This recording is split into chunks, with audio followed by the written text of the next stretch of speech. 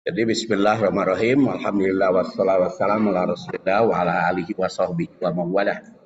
Tadi sudah saya bahas pengantar, latar belakang, dan istilah-istilah, yaitu apa ilmu hadis, kenapa ilmu hadis itu kita perlu pelajari, karena yang penting Quran itu turun secara lengkap,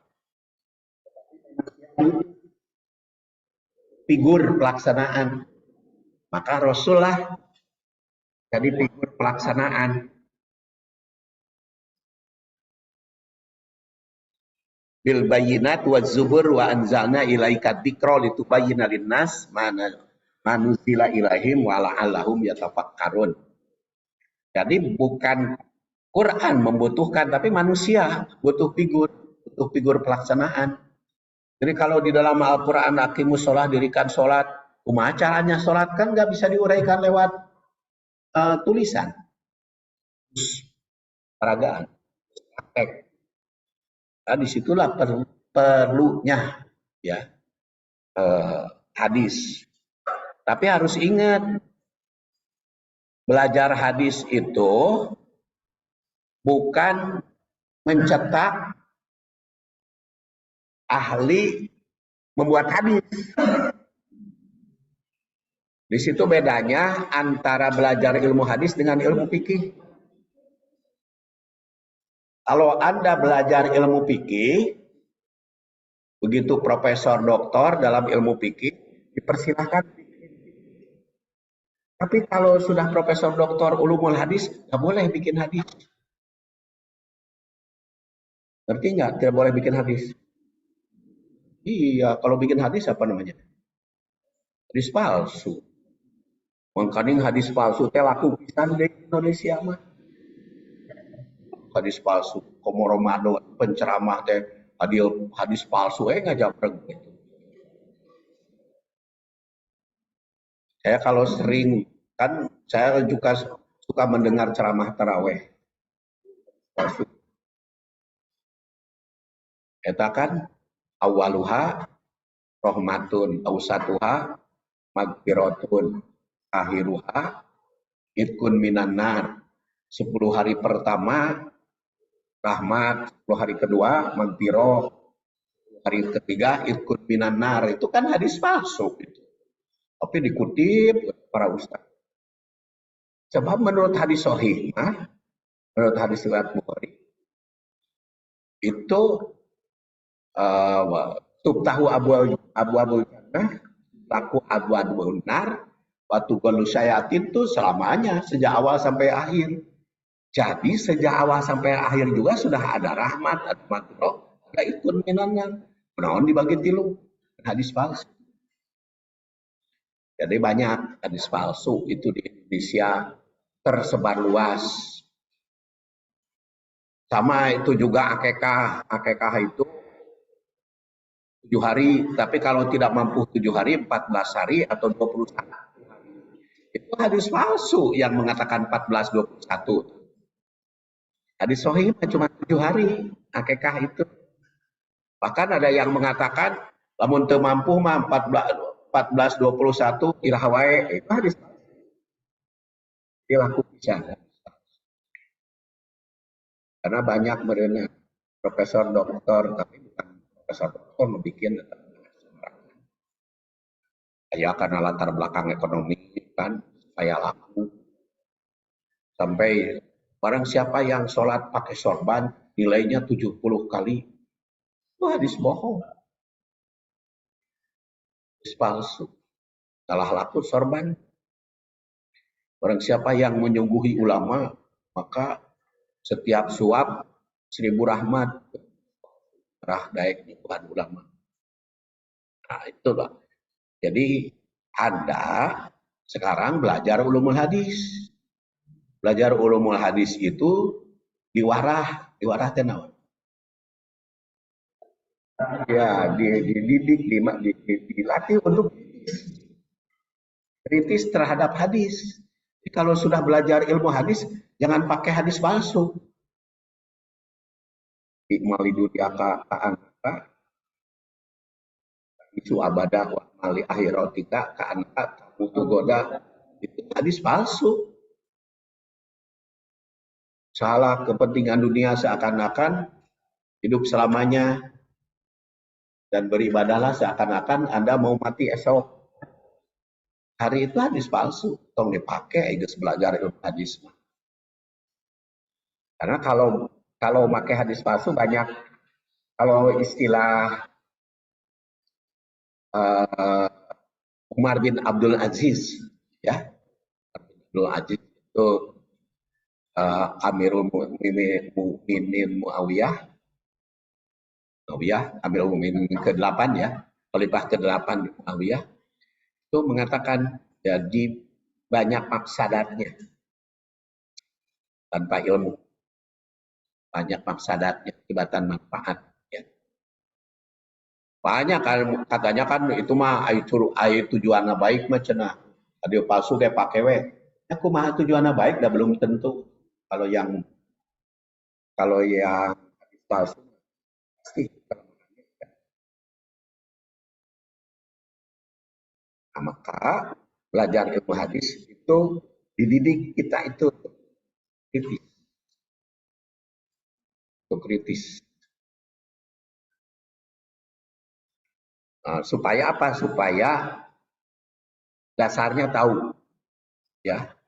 Makanya kenapa di dalam ilmu hadis itu sampai diajari urusan tahun lahir, wafat para ulama, supaya tidak palsu, tidak dipakai. Kan itu populer sekali Rasul menyembuhkan orang Yahudi buta, bukan orang Yahudi buta. Itu Rasul wafat, Abu Bakar menyembuhi. Cenah imam bukan yang kemarin. Iya yang kemarin. Bakar bohong. Itu Abu Bakar bohong. Diterima aja lagi, dipopulerkan lagi di masyarakat. Jadi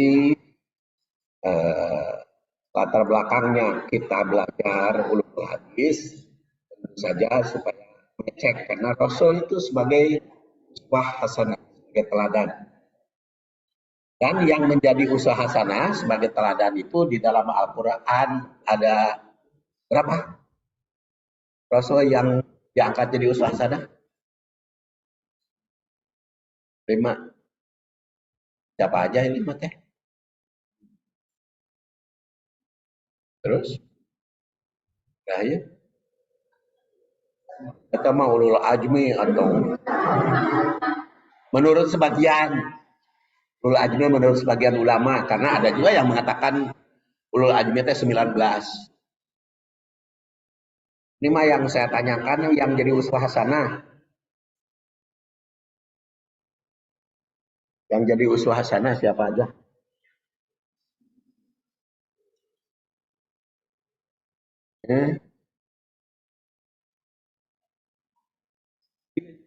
Coba ada yang bawa Quran? Buka surat Al-Mumtahanah. Tidak bawa Quran, bawa HP. Kalau tidak bawa Quran, bawa HP. Qurannya di HP. Bayar dan segala rupa oke pam HP sekarang. Al-Mumtahanah sudah tahu? Nah, ayat 4.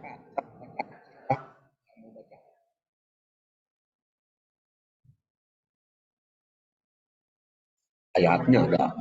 Kurang apa fakultas tarbiyah.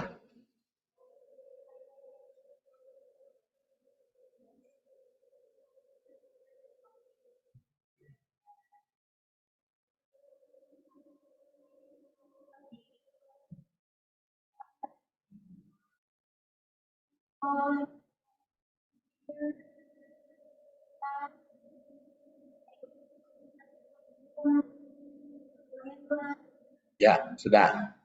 Qad kanat lakum uswatun hasanah, terus fi Ibrahim. Jadi uswah hasanah siapa itu?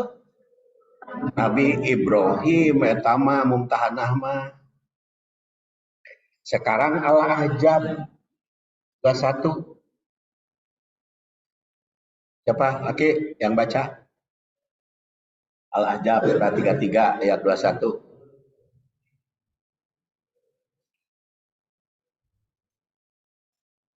Ada? Sok laki-laki baca.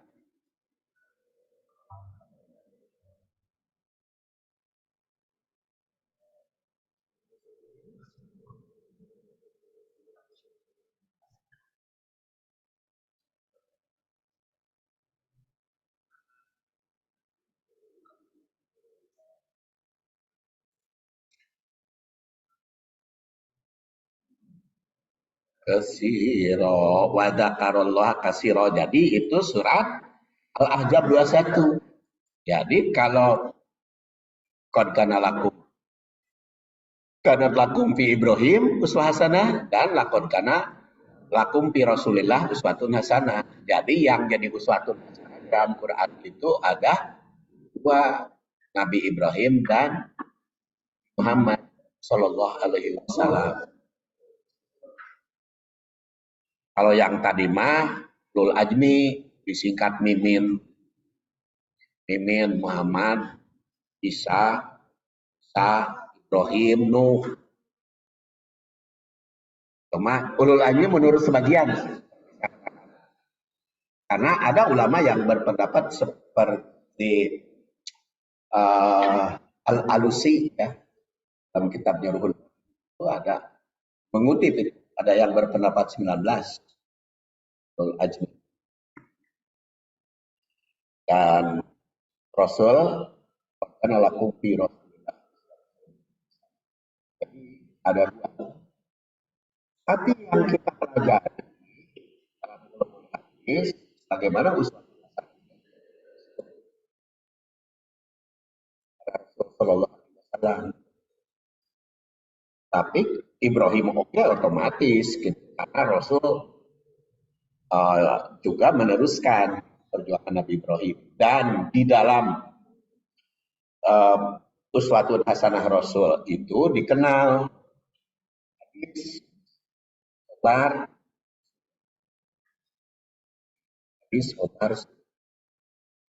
yang masing-masing punya kekhasan. Hadis karena tauhad bisa nakum hadisan. Disebut khobar ala ukhbirukum bi akbaril kabair. Disebut sunnah fa alaikum bisunnati. Dan latar belakangnya seperti tadi sudah saya uraikan di kelas A tadi. Jadi Anda ikuti nanti YouTube-nya.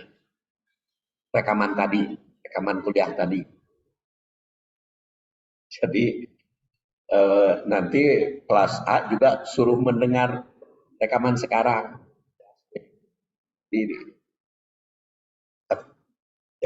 Jadi dua tempat berbeda, materinya berbeda gitu ya, dua kelas berbeda supaya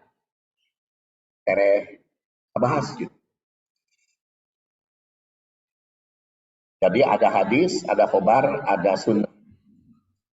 Tapi sunnah di sini, alaikum bisunnati, sunnah menurut pengertian ulumul hadis. Beda gitu pengertian ulumul hadis yang ilmu fikih.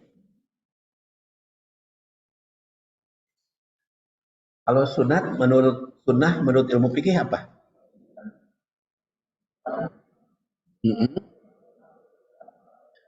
Tinggalkan tidak apa-apa. Tapi kalau istilahnya begini kan, mayusabu ala fi'lihi atau fi'lu wala yu'aqobu ala tarkihi. Jadi terjemahnya dapat pahala bila dilaksanakan, tidak disiksa bila ditinggalkan. Itu sunnah menurut fikih. Jadi bukan tidak apa-apa atau disiksa kalau tidak dikerjakan teh. Fikih, menurut fikih. Kalau menurut hadis, ya akan kita pelajari. Jadi kalau ditanya pengertian teh harus tahu menurut apa dulu gitu. Menurut ilmu apa dulu. Karena di dalam ilmu umum juga beda-beda kan? Beda-beda. Seperti cepat emisi menurut Departemen Perhubungan, emisi menurut Departemen Perhubungan, emisi berbeda dengan menurut Departemen Kesehatan. Emisi perhubungan apa? Pernah dengar emisi dalam perhubungan?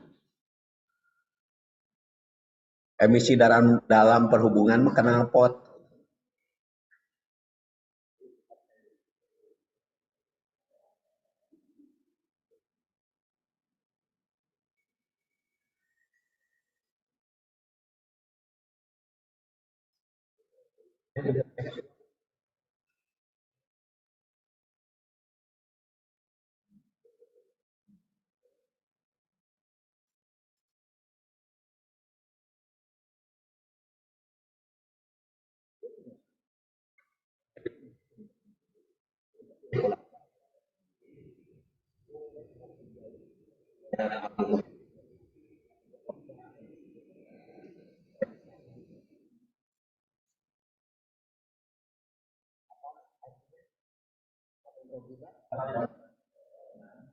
Ya,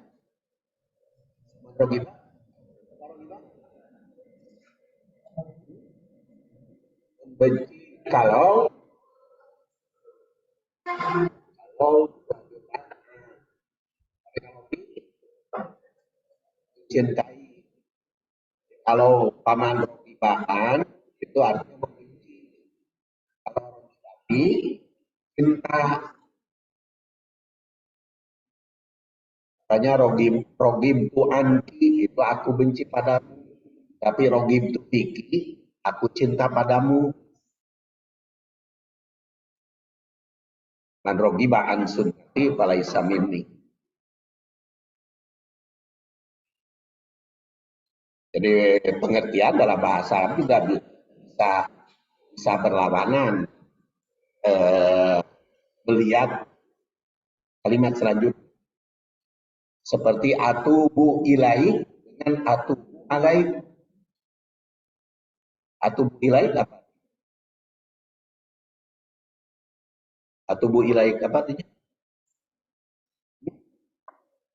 Atubu ilaik dengan atubu alaik. Kalau atubu ilaik artinya mohon ampun, aku bertobat, atau atubu alaik beri ampun. Antaba alaya itu memberi ampunan.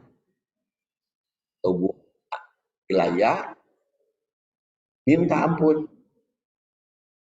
Li dainun dengan alaya dainun. Li dainun apa? Li dainun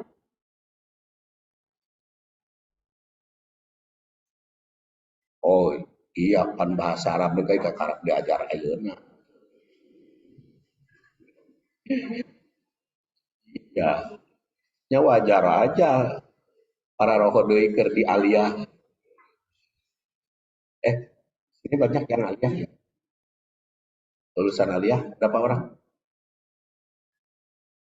Berapa orang sini yang lulusan aliyah? 1, 2, 3, 4, 5, 6. Oh, banyak aliyah. Ketua aliyah mah guys ilmu hadisnya, tapi beda ilmu hadisnya dengan aliyah. Ini mah banyak yang kritisnya kalau di perguruan tinggi.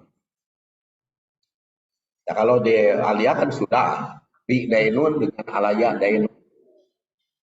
Dainun aku punya piutang, kalau alaya dainun aku punya utang. Hal dainun li,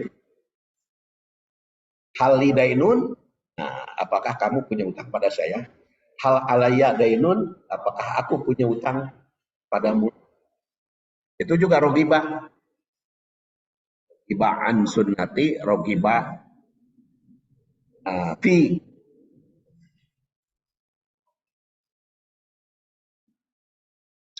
Dan di dalam Al-Quran sunnah itu cukup banyak. Sini jumlahnya. Nanti ada di buku ini juga semua. Dengan memperhatikan itu, sunnah itu cukup banyak pengertiannya di dalam Quran.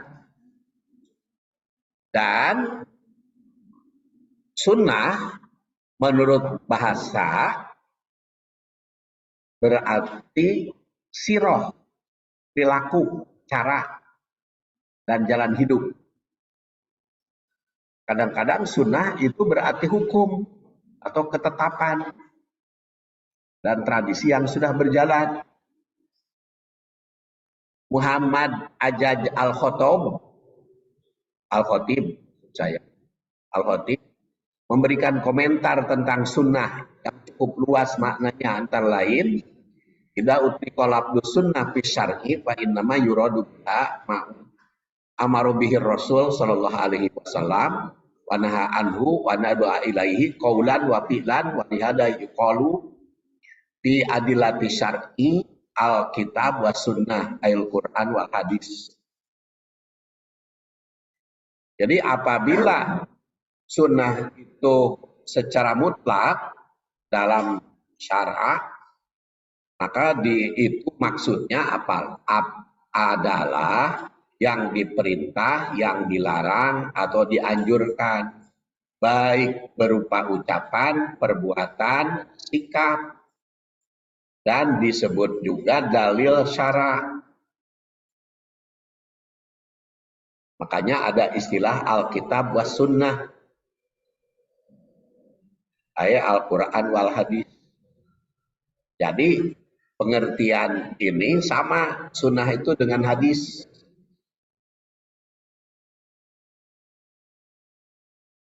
Jadi memperhatikan komentar ini jelas bahwa Muhammad Ajaj itu menyamakan antara pengertian sunnah dengan pengertian hadis. Beliau juga menandaskan bahwa sunnah dalam ini bermakna sama dengan hadis. Namun dalam istilah fikih sunnah jelas. Ya kullu masbat anan Nabi sallallahu alaihi wasallam walam yakun min ba'dil fardhi walal wajib. Dalam pengertian hukum, dari hukum fikih yang ada dari Nabi tapi tidak termasuk fardu, tidak termasuk wajib. Kemudian ulama fikih itu mengatakan mayusabu fi'luhu wala yu'aqabu tarku.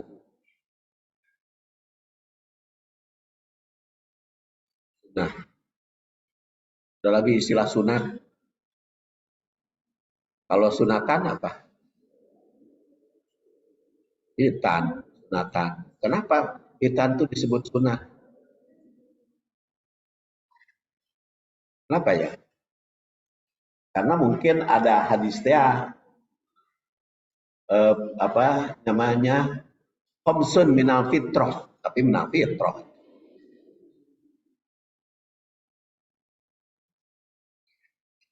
Tapi itu disunat itu makanya ada istilah sunatan massal. Sunatan massal. Itu hitanan massal ya. Padahal kalau yang ada massal apa? Yang pantes disumbang-sumbang mah bukan hitanan. Nikah. Kalau nikah mah kan walimahnya ada walimah hitan, apa walimah nikah. Tidak ada walimah hitan.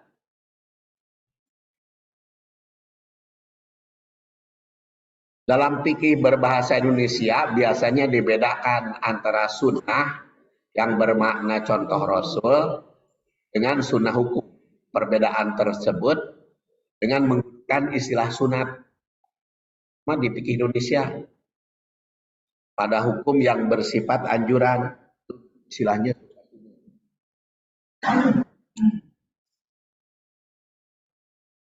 dan sunnah untuk contoh Rasul.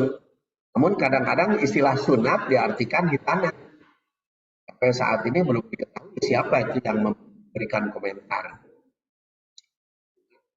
dengan sunnah. Tapi itu suka dibedakan gitu dengan istilah. Seperti sholawat dengan sholat.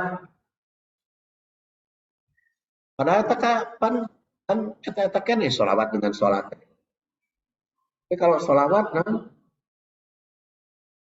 masyarakat kalau sholawat apa?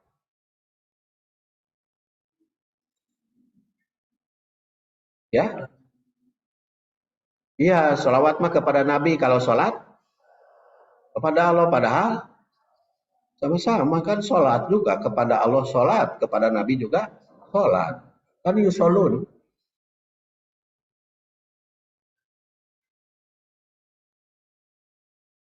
Innallaha malaikatahu yusholluna ala nabi. Ya ayyuhalladzina amanu shollu alaihi wasallimu taslima. Berapa itu yang sholat di situ? Berapa macam? Innallaha malaikatahu yusholluna ala nabi. Ya ayyuhalladzina amanu shollu alaihi wasallimu taslima. Yang sholat berapa orang di situ? Bukan berapa orang, berapa personil.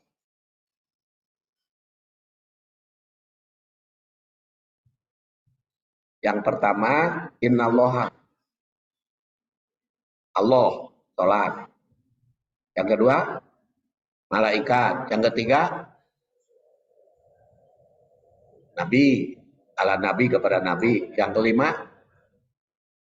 yang keempat, yang kelima, orang beriman.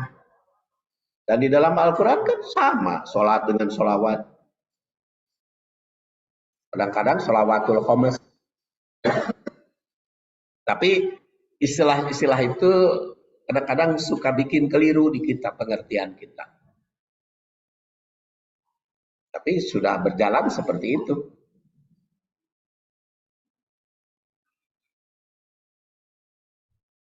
Jadi di pihak lain ada juga ulama yang membedakan antara pengertian sunnah dengan dalam hadis. Sebagian mereka sunnah itu lebih luas maknanya dari hadis. Karena mencakup segala aspek kehidupan. Namun di pihak lain ada juga yang berpendirian bahwa hadis itu lebih luas. Sunnah terbatas pada hal-hal yang dilakukan oleh Rasul, sedangkan secara tradisi terus menerus. Jadi ada juga yang membedakan antara sunnah, hadis, dan khobar di kalangan ulama. Tapi kalau kita perhatikan istilah di dalam hadis, sama aja antara hadis, sunnah, dan khobar. Tidak dibedakan. Karena tadi di dalam pengertian yang saya sampaikan di sini, nah ini kan hadis juga oleh Rasul disebut oleh Anas bin Malik khususnya di sini. Awu hadiso isan nakum hadisan. Khobar ala uhbirukum. Kemudian sunnah fa'alaikum bisunnati. Kan kalau berdasar istilah ini dalam hadis kan sama aja. Hadis, khobar, dan sunnah. Tapi fikih itu kadang-kadang menjuruskan. Seperti sholat kusuk dengan sholat khusuk. Itu diartikan beda kan? Khusuk apa? Gerhana naon? Hari kalau khusuk bulan. Padahal di dalam hadis mah sama aja. Osapati syams wan kasapatil komar. Kasapatil syams wal komar. Yaksifam. khusuk sama kalau di dalam. Jadi kadang-kadang fikih itu tadinya untuk membedakan, tapi eh, berdampak gitu. Seperti sholat duha, sholat isyraq, sholat awabain. Sholat duha, isyraq, awabin. Apa bedanya?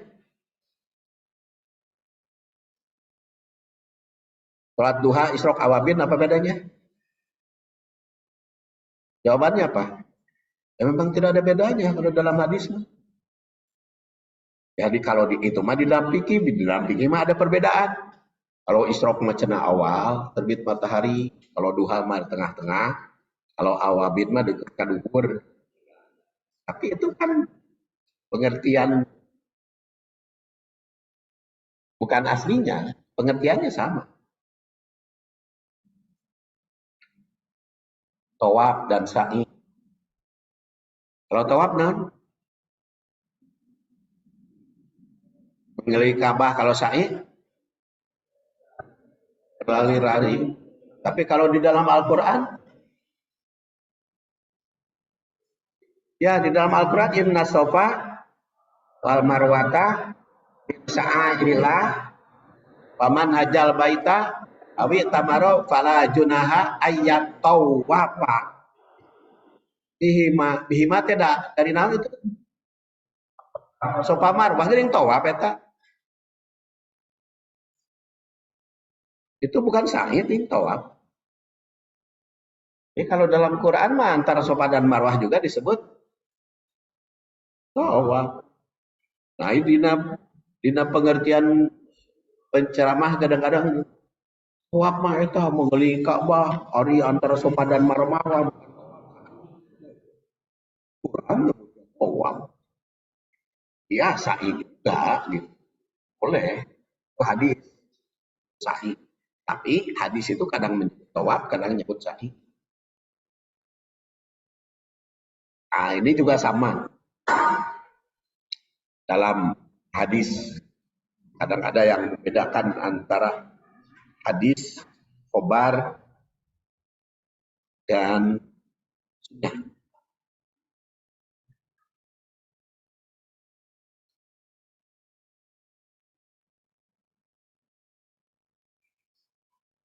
Tadi disebut hadis, sekarang apa disebut sunnah tadi. Sekarang disebut hadis. Perkataan hadis diambil dari kata bahasa Arab, ada sayah yusuf, ada sahu, ada sa, kadang disebut hadusa, itu baru. Kadang hadis itu terkadang berarti khobar, berita. Terkadang disebut sunnah. Walaupun arti asalnya peristiwa hadis itu. Tapi kalau diterapkan kepada Rasul sama.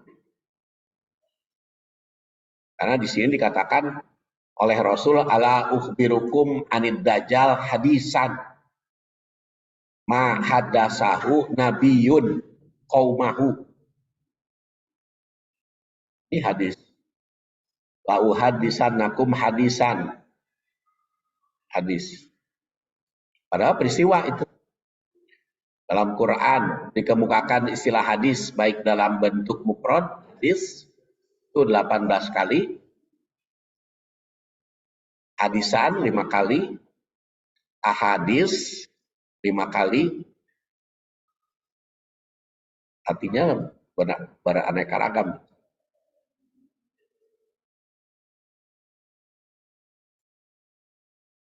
Oh, lah hadis. Kemudian makna al-khobar atau hadisunahum bima fatahallah. Itu makna istilah hadis dalam Al-Quran. Nah, yang pertama khobar, hadis itu. Jadi atau hadisunahum. Kemudian yang kedua qaul, man asdaq minallahi hadisan, itu qaul. Kadang Al-Quran. Fal ya'tu bihadisim mislihi kanu sodikin. Kadang kisah-kisah. Allahu nazzala ahsanal hadis kitaban. Ibrah pelajaran. Faja'alnahum ahadis. Sama mazak tahum kulla mazak. Pengertian hadis dalam Quran. Kemudian disebut khobar karena ala ukhbirukum bi khobari syuhada.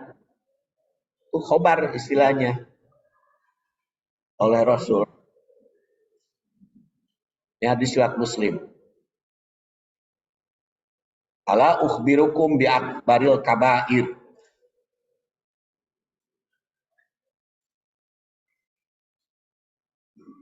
Jadi pengertian ya. Itulah kuliah kita pada hari ini. Mudah-mudahan ketemu lagi di waktu yang akan datang. Jadi silakan Anda bagikan judul-judulnya pada 10 kelompok. Ya, jadi 10 kelompok dibagi 5. Jadi satu kelompok dua kali persentase.